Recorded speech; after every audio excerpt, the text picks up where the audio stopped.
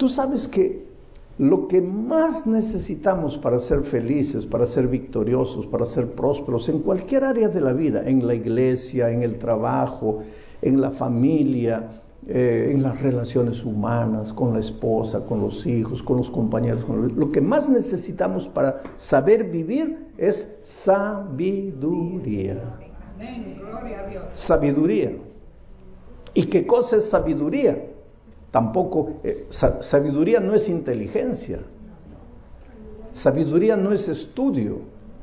No es porque tú haces un curso doctoral que cuando te gradúas te dan el título de ser un hombre sabio. No, la sabiduría, ¿qué dice la palabra de Dios? Si alguien siente falta de sabiduría, pídasele a Dios. ¿Y qué es lo que Dios te va a dar cuando le pides sabiduría? Te va a dar su palabra. Y cuando la palabra se hace carne en ti, te vuelves un hombre sabio. Cuando tú lees la Biblia, cuando tú lees la Biblia es como si tú estuvieras alimentando físicamente, comiendo la palabra de Dios, comiendo. Solo que algunos no la comen, la tragan. Y explico la diferencia. Comer es masticar. Dicen los médicos que para que la comida te haga bien tienes que masticar por lo menos 33 veces cada bocado. Un bocado, ahora 33 masticadas. Yo no sé cuántos cuentan, yo no, pero yo sé que la mayoría mete la comida 2, 3 masticadas y adentro. Y eso no hace bien, ¿Por qué tú crees que Dios nos dio saliva? No es para escupir a los enemigos. Dios nos dio saliva porque en la masticación la comida se mezcla con la saliva. Y cuando el bolo alimenticio es ingerido bien mezclado con saliva, cuanto más mezclado con saliva entra, la digestión es mucho más fácil. Quiere decir, una persona que mastica bastante va a tener buena salud, va a tener piel bonita. La piel bonita no depende de crema, depende de masticar bastante la comida. 33 veces dicen los médicos. Bueno, en la vida espiritual es la misma cosa. Si tú quieres tener buena salud espiritual, tienes que agarrar cada bocado, y cada bocado vamos a llamarle cada versículo, y masticarlo. Tú lees sin entender, no te va a ayudar mucho. Pero si agarras cada versículo y tratas de masticarlo, eso te hace mucho provecho en la vida espiritual. Entonces vamos a tomar 2 versículos, que son 2 bocados de comida espiritual, y esta tarde vamos a masticarlos a esos 2 versículos, y nos va a hacer mucho provecho espiritual. Comienza diciendo así: la palabra de Cristo habite en vosotros en abundancia. Ya comienza Pablo a preocuparnos un poco, porque tú sabes que Pablo era medio filósofo. ¿Cómo es que la palabra de Cristo va a habitar en nosotros? Pero Pablo dice eso. Él dice que la vida ideal de un cristiano es aquel cristiano en cuyo corazón habita la palabra de Dios, mora la palabra de Dios, vive la palabra de Dios, está hospedada en el corazón del cristiano. La palabra de Cristo habita en vosotros en abundancia, en toda sabiduría, enseñándoos y exhortándoos los unos a los otros con salmos e himnos y canciones espirituales, con gracia, cantando en vuestros corazones al Señor. Y el resultado de eso, de esa experiencia, ¿qué experiencia? Que la palabra de Cristo habite en ustedes y que ustedes ahora sean una exhortación viva para su hermano, cantando, repitiendo himnos espirituales, canciones, salmos. El resultado de esa experiencia va a ser que todo lo que hagan ustedes lo van a hacer, o sea, de palabra o de hecho, lo van a hacer todo en el nombre de Jesús, dando gracias a Dios para gloria de Él. Amén. Ahora, ese es el texto. Ahora yo voy a explicar el texto, voy a exponer el texto, vamos a tratar de entender las lecciones que Dios quiere enseñarnos. La palabra de Dios habite en vosotros. ¿Cómo es que la palabra de Dios va a habitar en nosotros? Esto es interesante. Tendríamos que leer Juan 1:1, pero no lo voy a leer porque ustedes lo saben de memoria. En el principio era el verbo, la palabra, porque en griego el verbo es el logos, que es la palabra. Puede ser traducido como la palabra, puede ser traducido como el logos. En el principio era el logos, y aquí en el original griego dice el logos de Cristo habita en vosotros, la palabra de Cristo. En el principio era el verbo, el logos, la palabra. En el principio era el verbo, y el verbo era con Dios, y el verbo era Dios. O sea, la palabra, Dios es la propia palabra. Dios es la propia palabra. Y Juan 1:14 dice, y el verbo fue hecho carne y habitó en nosotros. Esto es interesante, querido. La palabra para Dios no es teoría, no es un sonido fonético. La palabra para Dios es una persona, es la persona maravillosa de Cristo. Y Cristo lo que más quiere es no vivir contigo, sino vivir en ti. Dios quiere vivir entre los seres humanos. ¿Te acuerdas cuando en el desierto les dio la orden de hacer un santuario? ¿Qué dijo? Y hacerme un santuario y yo ¿qué? Habitaré entre ellos. Porque Dios quiere vivir en nosotros. Pero ¿cómo puede vivir? A ver, ¿alguien tiene una idea cómo Dios puede vivir en nosotros hoy? ¿A través de qué? De su Santo Espíritu y de su palabra. Porque nuestro cuerpo es templo del Espíritu Santo. Es el santuario. Pero aquí hay un pensamiento más. Dice, en el principio era el verbo era con Dios, el verbo era Dios, y este verbo fue hecho carne. O sea, ahora mira lo que Pablo dice. Dice, yo quisiera que la palabra de Cristo habite en vosotros en toda abundancia. En otras palabras, yo quisiera que la palabra de Cristo se haga carne en ustedes. Habite en ustedes, se haga carne. No quiero que la palabra solo sea un sonido fonético. Quiero que las enseñanzas de la palabra no sean solo teoría, sino que se hagan carne en ustedes. De tal manera que por donde ustedes van yendo, ¿quién está yendo? La palabra, que se ha hecho carne en ustedes. ¿Y quién es la palabra? Cristo. Entonces, donde tú vas, camina la palabra, camina Cristo en ti. ¿Te acuerdas que Pablo dijo, no vivo yo más, ahora Cristo vive en mí? ¿Por qué? La palabra vivía en él. La palabra habitaba en él. Pero ¿qué sucede de acuerdo a Pablo? Cuando la palabra de Cristo habita en vosotros, en abundancia, en toda sabiduría, ¿qué va a pasar? Ustedes se van a enseñar y se van a exhortar los unos a los otros. Quiere decir que la mejor enseñanza que puede haber no es que yo les hable, sino que yo viva y que cuando ustedes me ven, crean en lo que están viendo y no crean en lo que están oyendo. Porque hablar es fácil. Dicen que el mejor lugar para ser santo es aquí, en este pedacito. Ahí todos somos santos.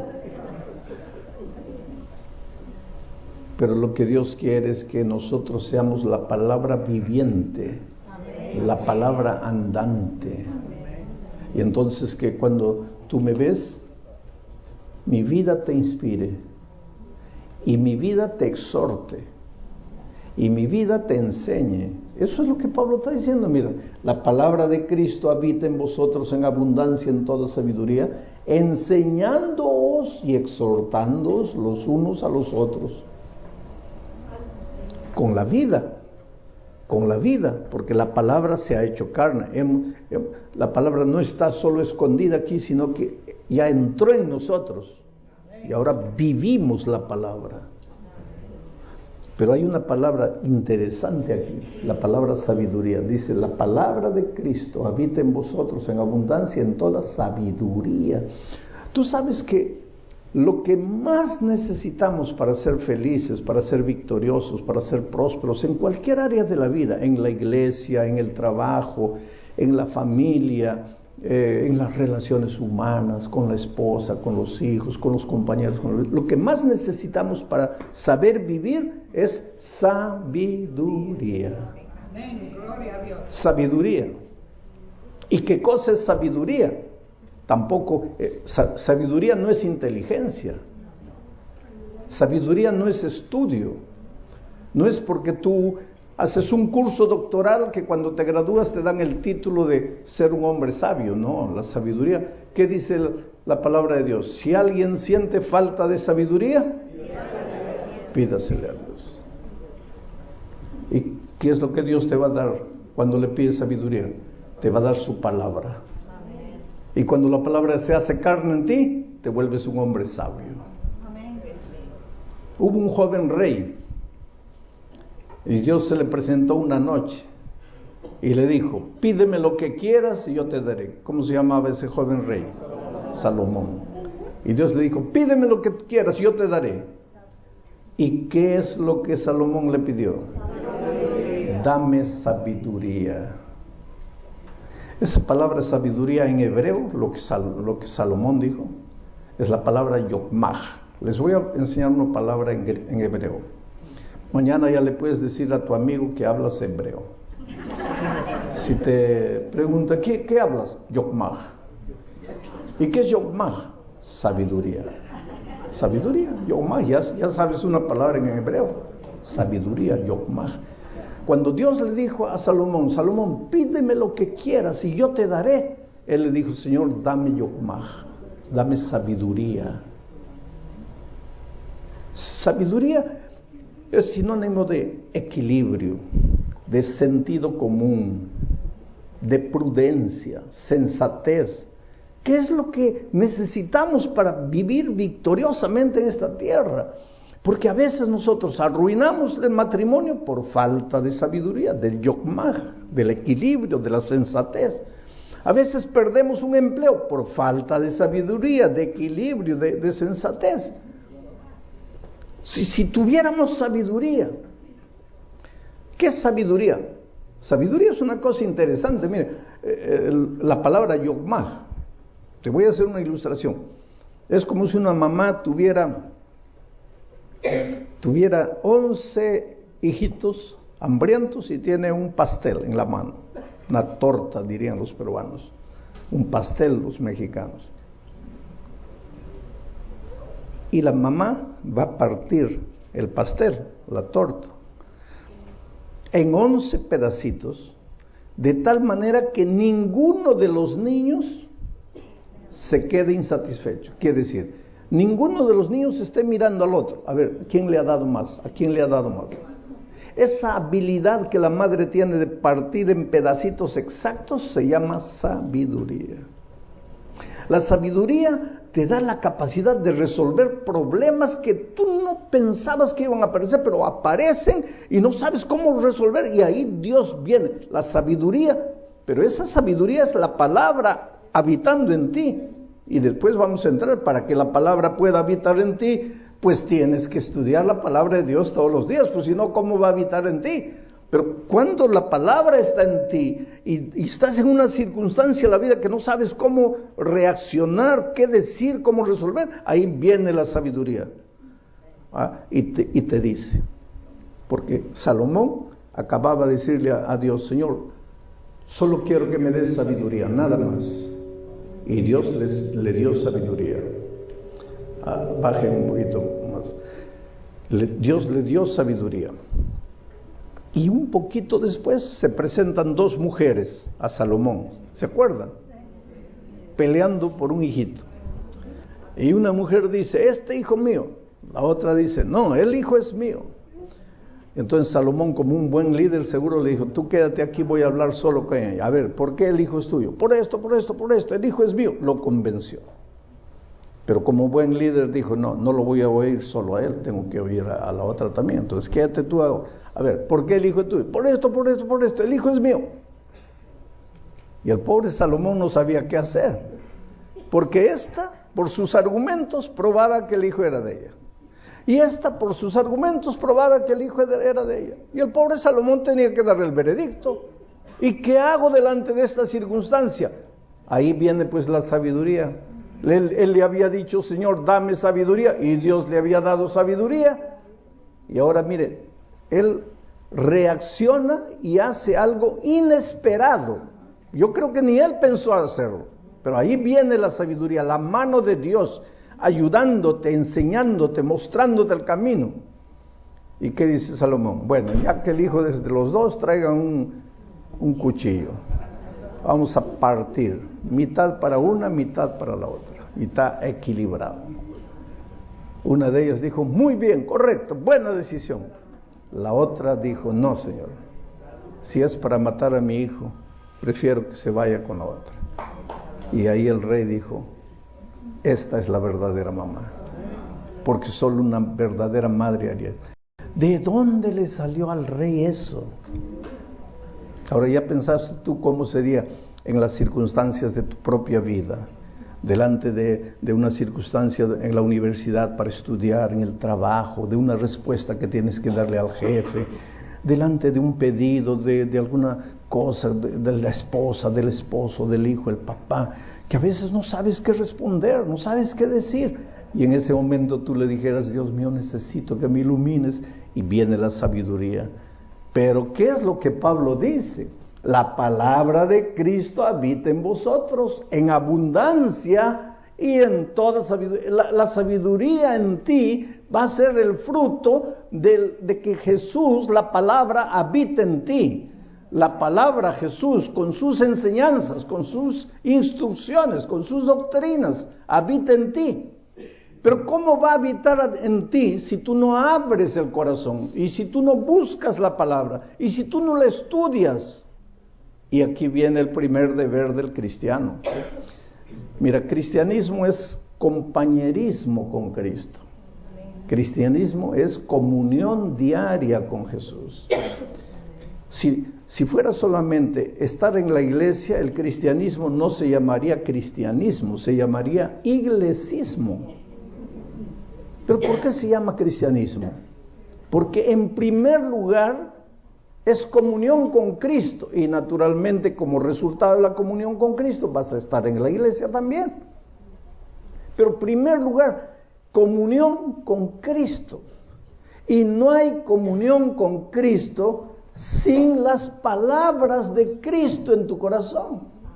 Tienes que buscar todos los días la palabra, aunque no tengas ganas de leer la palabra. Porque este hombre natural que nosotros traemos dentro de nosotros es como un caballito salvaje. No le gusta la palabra, no le gusta el camino de Dios. A esta nuestra naturaleza lo que le gusta es correr. Levantas de mañana, trabajar, pero pasar tiempo con la palabra de Dios a la naturaleza pecaminosa no le gusta. Por lo tanto, si vas a tener que estudiar la Biblia, no es porque quieras, es porque tienes que dominarte. Pero pastor, ahí ya estoy mal porque yo no tengo fuerza de voluntad. Claro que tienes, querido. Porque comer es indispensable. A ver, los que tienen hijitos ahí hijitos de 2, 3 años van a saber, llega un momento en que el hijito no quiere comer. ¿Y ahí qué haces? Antes las mamás agarraban la cuchara, llenaban de comida. ¿Se acuerdan del avioncito? A ver, abre la boquita, que ahí viene el avioncito. Un papel ridículo. Pero lo hacíamos, ¿por qué? Porque el hijo tenía que comer. Hoy día ya el avioncito pasó de moda, porque lo que está de moda hoy día es esto aquí, ¿no? Le ponen una historita al niño y ahí está el niño, ¿no? Y la mamá colocando la comida. El niño no sabe ni lo que come, va comiendo. Pero él está preocupado aquí, ¿no? Yo cuando era niño no había ni avioncito, ni había celular, ni iPad, ni nada. Solo había chanclas. Y ahí mi madre pues sacaba las chanclas. Ya, hijo.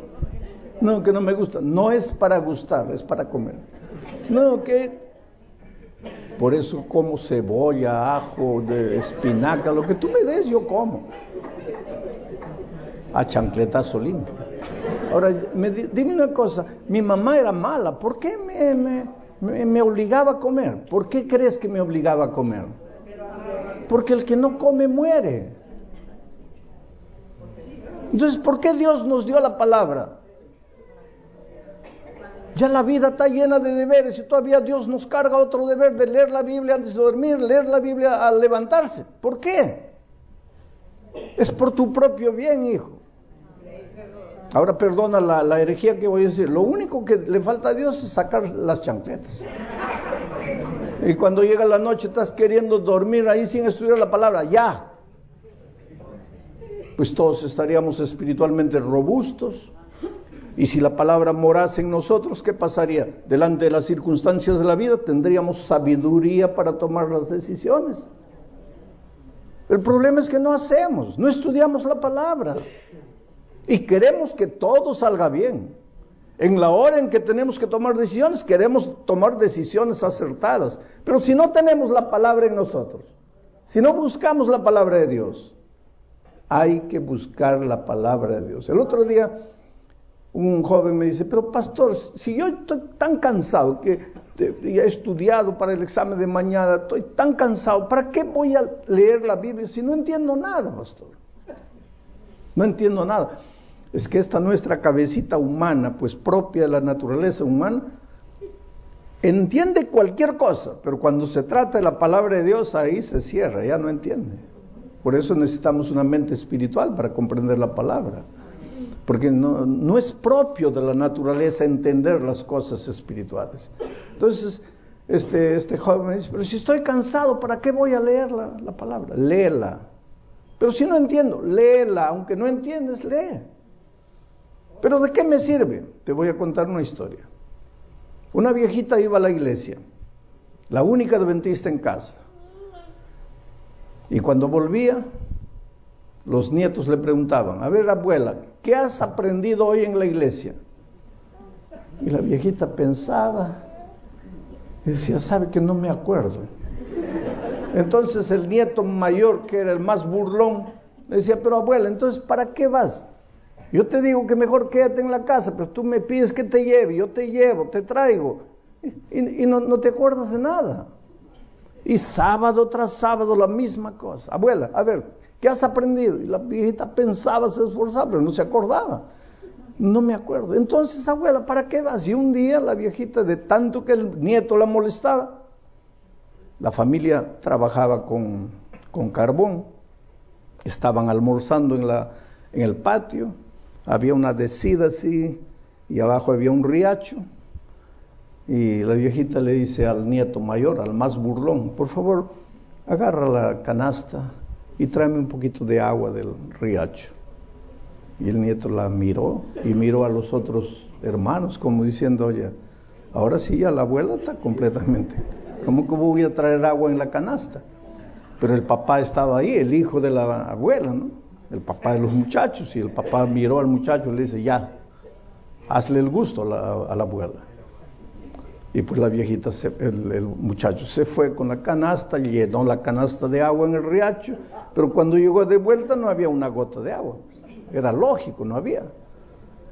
Y el nieto le dice, ¿estás viendo, abuela? No se puede, con canasta no se puede. Sí, pero por favor, una vez más. ¿Pero para qué, abuela? Y el papá lo miró y el hijo fue allá. Y volvió nada. Una tercera vez. A la cuarta vez, el muchacho ya se rebeló. Le dijo, mira papá, ya le hice a la abuela el gusto 3 veces. No voy más. Dice, abuela, ¿para qué voy si no traigo nada? ¿Ves que llega sin agua? Y la viejita le dice, sí, hijo. Pero ¿te acuerdas cómo estaba la canasta al comienzo? Llena de hollín. Ahora mira la canasta. No trajiste una gota de agua, pero la canasta está limpiecita. Así es conmigo, hijo. Yo voy a la iglesia, escucho la palabra y no me acuerdo, pero por lo menos me siento limpia. Ese es el poder de la palabra. Entonces, no es porque no tengo ganas, no es porque estoy cansado, no es porque no entiendo que no tengo que estudiar. Tienes que alimentarte. Pero no me acuerdo. No importa si te acuerdas o no te acuerdas. ¿Quieres acordarte de lo que estudias? Pablo te va a dar la receta. Mira, la palabra de Cristo habita en vosotros, en abundancia, en toda sabiduría. Entonces, cuando la palabra habita en ti, los unos y los otros se van a enseñar y se van a exhortar, pero porque la palabra se ha encarnado en las personas. Pero se van a exhortar con salmos e himnos y canciones espirituales. Yo escuché una propaganda aquí en Miami de una compañía de seguros, alguna cosa así, y daba el teléfono y decía: cántalo para que no te olvides. Cántalo para que no te olvides. Esa compañía de publicidad tiene que pagarle a Pablo, porque Pablo es el que da el consejo. Cántalo para que no te olvides, para que la palabra se encarne en ti, para que la palabra no se vaya de tu mente. Canta salmos, canta himnos. Cuando cantas: a la cruz de Cristo voy, pobre, débil, ciego soy. Eso se está encarnando en ti, porque hay una ley de la mente que dice así: la repetición constante de un mismo mensaje lleva inevitablemente a la acción. Esa es una ley de la mente, del aprendizaje. Voy a repetirlo. La repetición constante de un mismo mensaje lleva inevitablemente a la acción. Bueno, como la repetición constante de un mismo mensaje lleva inevitablemente a la acción, voy a repetirlo de nuevo. La repetición constante de un mismo mensaje lleva inevitablemente a la acción. Ustedes ya se lo están sabiendo. Y si comienzan a cantar eso, ya no se olvidan nunca. Y el diablo sabe de esa ley de la mente. Por eso en las canciones te repite, que te conocí una noche, que ya me fui a la cama contigo, que esto, que te repite, porque sabe que la repetición constante del mismo mensaje te lleva inevitablemente a la acción. Ahora, si tú agarrases los conceptos bíblicos, los versículos de la Biblia, y los grabases, y los cantases, te va a llevar a la acción. Por eso Pablo dice: la palabra de Cristo habita en vosotros en abundancia, en toda sabiduría, enseñándoos y exhortándoos los unos a los otros con salmos e himnos y canciones espirituales, con gracia, porque hay que cantar con gracia, cantando en vuestros corazones al Señor. Pues por donde vas estás cantando en tu corazón. ¿Y cuál es el resultado? Pues el resultado es que todo lo que harás, sea de palabra o de hecho, va a ser hecho en el nombre de Jesucristo, para gloria de Dios, dando gracias a Dios. Esa es la vida linda y maravillosa que todos queremos. Si vienes y dices: pastor, tengo un problema espiritual, tengo una tentación que no puedo vencer, agarra un salmo, un versículo de la Biblia, aunque no eres músico, ponle música, repítelo cantando, y cuando llega la tentación, canta, y la promesa viene. Y de tanto repetir la palabra habita en ti. Y en la hora del dilema te da sabiduría. Y tu vida se vuelve una vida de inspiración, porque tu vida es una enseñanza para el hermano, una exhortación para el hermano. Tu vida cambia por completo. El otro día yo recibí un email interesante, extraño, de una persona que nunca había visto, no conocía. Y él contaba una historia triste en ese email. Su esposa era adventista. Digo era porque infelizmente ella ya no vive. Un hombre duro, un hombre de mucho dinero. Generalmente, el dinero puede ser una bendición, puede ser la mayor bendición, pero el dinero también puede ser una maldición. Cuando no tienes a Dios, cuando el dinero se vuelve tu Dios, tú te vuelves malo. Porque la lógica te dice, si tengo dinero, ¿para qué Dios? Dios se transforma en tu dinero. Y eso es lo que pasó con este hombre. Se volvió malo, la esposa se convirtió, él no quiso saber nada de Jesús. Y comenzó la vía crucis de ella. Tenía 2 hijitos adolescentes ya. Él la maltrataba emocionalmente, psicológicamente, la presionaba, se reía, se burlaba de la fe de ella. Yo no sé si esta noche estoy predicando a una hermana que el esposo no es cristiano, y tal vez tú entiendas la presión sobre ella. A veces se enojaba, en fin, no quería saber nada de la iglesia. Los hijitos iban creciendo. Un día ella le dijo, mira, ya nuestros hijitos están grandes, necesitan un referencial en la vida. ¿Por qué no vas a la iglesia conmigo? No quiero saber nada. Cuando los hijitos decidieron bautizarse, ellos fueron, papito, hoy es nuestro bautismo, quisiéramos que vayas. No quiso ir. Hombre malo. Y un día la agredió físicamente, porque era 11 de la noche, la señora estaba en el computador escuchando un sermón mío en YouTube. Y él agarró el computador, lo tiró al suelo y la agredió físicamente. Poco tiempo después, en un paseo que la iglesia organizó, un campestre, fueron por ahí al campo. Sábado en la noche ella regresaba con los hijitos. Llovía, la pista estaba resbaladiza. Perdió el control del carro, ella cayó a un abismo. Murió incendiada, el carro se incendió, murió ella, los niños hicieron carbón. Ahora imaginen la reacción de este hombre. Fue a la iglesia, amenazó con procesar a la iglesia, gritó al pastor, agredió a los hermanos, iba a la puerta de la iglesia, insultaba, agredía. Él reaccionó de una manera violenta delante de la tragedia.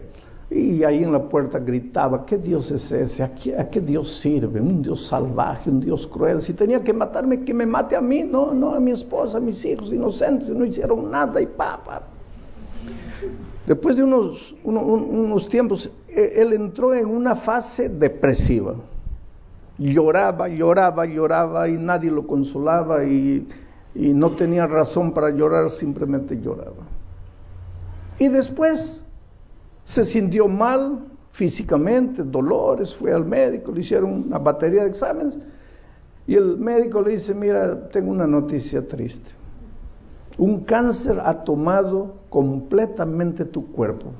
Este no es un cáncer de ahora, ya es un cáncer y tú no te has hecho el control médico, pero en este momento tu cuerpo está completamente, el cáncer se ha esparcido, ya no te puedo decir que vas a salir de esta situación. Estás condenado a muerte. Ahora él entró en una tercera fase de indiferencia con la vida, indiferencia con la empresa. Dejó de ir a la empresa, ya los empleados no sabían qué hacer, trabajaban solos y él no quería saber nada de nada. Y en esa fase, esperando la muerte, pues una noche levantó los ojos y comenzó a acordarse de la vida con la esposa y con los hijos, cuando ella le suplicaba que la acompañara a la iglesia, cuando los hijos se bautizaron y le dijeron, papito, hoy es especial para nosotros, ven con nosotros, y él no quiso. Y esos recuerdos lo fueron mortificando, y se acordó de la noche en que agredió físicamente a la esposa, y se acordó del computador y del famoso YouTube, y entró al computador y buscó ahí los sermones y me encontró de nuevo.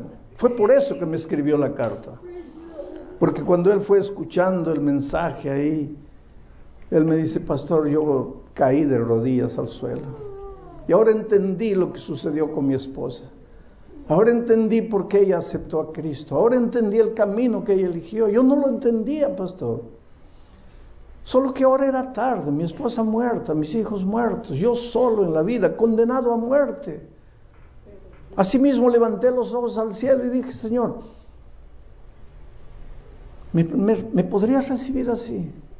Si no soy nada, si he perdido todo, no tengo nada, ¿puedes recibirme así? Y pues la oración no salió de la boca y ya la respuesta vino. Y esa noche durmió como hace mucho tiempo no dormía, y a la mañana siguiente se despertó con ganas de vivir, con ganas de trabajar. Entró a la ducha, se dio un baño helado, se vistió, se fue a la empresa. Llegó a la empresa como si nada sucediera. Llamó al gerente, le dijo: mira, explícame qué pasó estos días. Y todos los empleados lo miraban porque era malo. Era un hombre malo, maltrataba a sus empleados, los gritaba, los humillaba, los despedía. Y de repente lo ven con una sonrisa. Ese hombre no era el que ellos conocían. Y entre los empleados conversaban: oye, a las personas antes de morir, porque todos sabían que él estaba condenado a muerte. Las personas antes de morir sufren un cambio, eso es lo que le está pasando, ya está cerca la muerte. La verdad es que él estaba diferente. Al día siguiente volvió, al otro día siguiente volvió, reorganizó, hizo planes de transformación de la empresa, humanizó más la empresa, y nadie entendía lo que estaba pasando.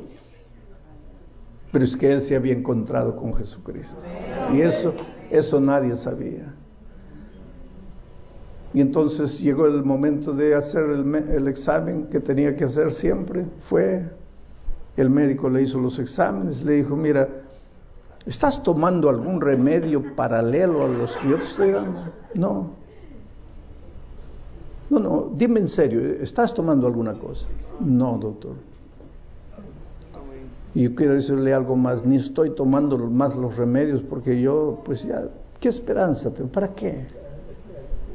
El médico le dijo: mira, te voy a dar otros exámenes que necesitas hacer con la mayor urgencia.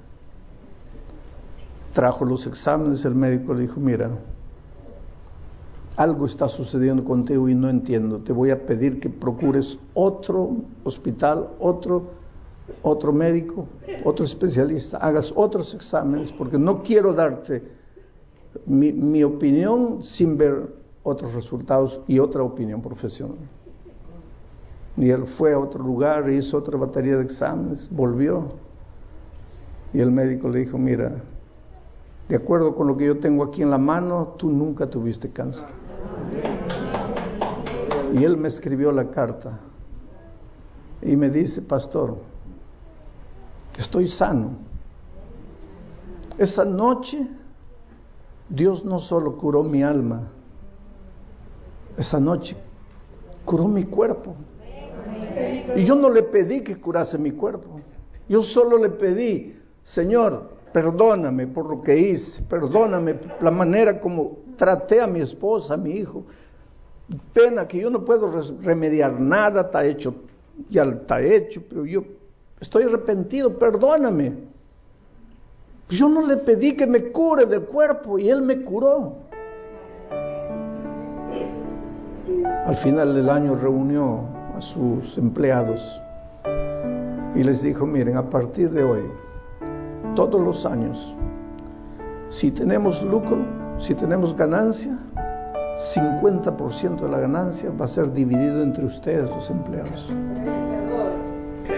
Y él me dice: pastor, yo no quiero casarme, yo no hago planes para formar de nuevo una familia, porque he encontrado en la palabra de Dios que cuando Cristo venga y el ángel haga sonar la trompeta, mi esposa va a resucitar, mis hijos van a resucitar, y yo quiero darles la sorpresa de que estoy transformado, que el Señor Jesús hizo una maravilla en mi vida. La palabra, cuando la palabra entra en tu corazón, entra el propio Señor Jesucristo. Y cuando tú permites que la palabra habite en ti, tu vida se transforma. Tu vida, ahora ese hombre es una inspiración para sus empleados, es una inspiración para sus vecinos, es una inspiración en la iglesia, porque ha sido transformado.